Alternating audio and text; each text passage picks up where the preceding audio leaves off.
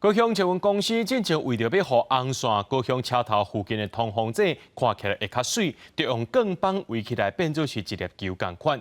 说因为这款钢棒的材质会反日头光，佮变甲烧烫烫。暗时说因为这状态灯光伫咧即市，光线闪闪死死，有驾驶就反映讲安尼会影响到因塞车。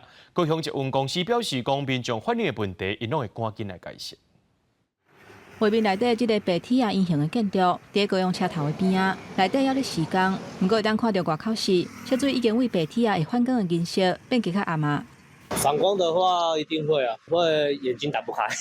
高雄捷运公司真正为着要美化 R11高雄车头的通风井，用白铁啊甲搭起来。想袂到日头若真美的时阵，都会有反光甲温度真悬的问题。高雄捷运公司是赶紧搭模仔来改善。不过最近，阁有民众看到暗时啊咧做照明测试的时阵，会发出七彩的灯光。如果亮度很高的话，会有影响。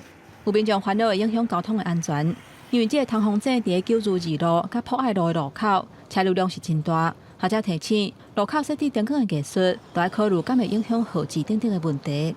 会不会跟现有的这些号志灯跟路灯本身交互的影响，特别是前后比较不好的状况，下雨的时候，夜晚光线，那会不会整个用户人在行进的时候的一些判断上的一些风险？我想这个必须道路主管机关综合评估以后来确认。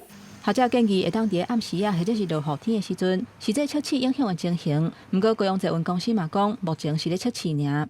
夜间灯光仅为日前阶段性测试，并非最终形态。